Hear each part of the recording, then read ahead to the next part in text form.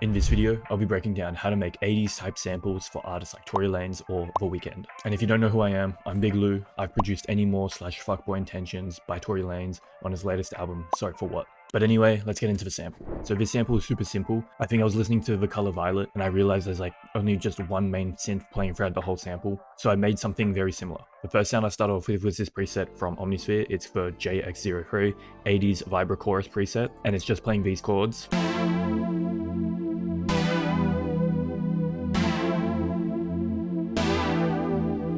And how I got these chords is I used this VST called Ripchord, and how it works is you link it to whatever instrument you want and you press one note and it creates a chord. So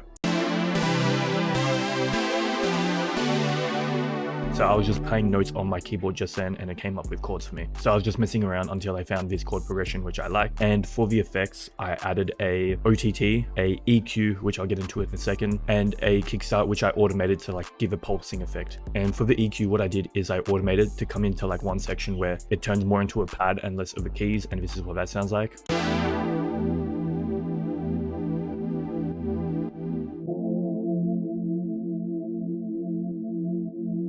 Yeah, you get the gist of it. Then the next sound was this like rolling bass. I think that's the term for it. It's this one shot that I found and I just messed around with the velocities as if it's like a pulsing bass, and this is what that sounds like.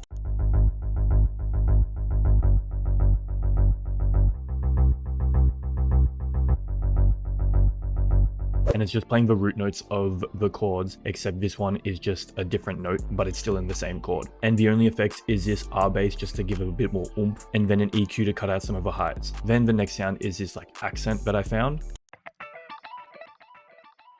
And all I did was add this delay, but in the end, when I made the final beat, I decided to take it out. Then I added these textures.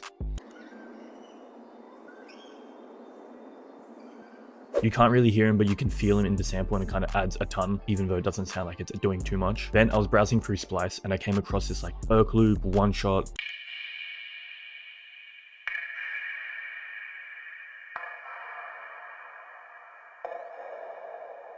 Nothing too crazy, kind of adds depth to the sample. And for the effects, I just added a shaper box just to make it pan left and right. And then I knew, since I kind of wanted that like 80s type bounce, I was looking for like a perk loop that I can just put in the background, and I came across this.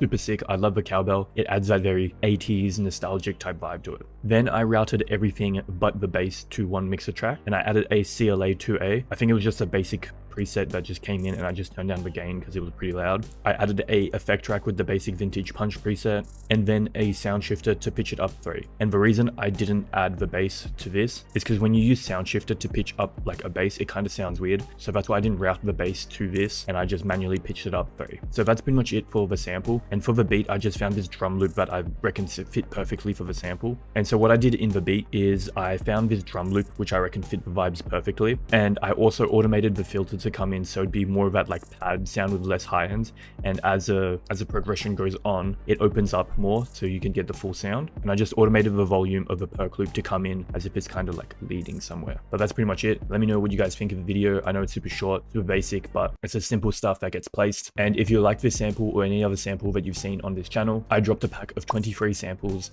that you guys can get below. It'll be the first link in the description. Go get it now, it's free. And you know the go: like, comment, subscribe, follow me on Instagram at Louis Oblin, and here's the final beat. Peace.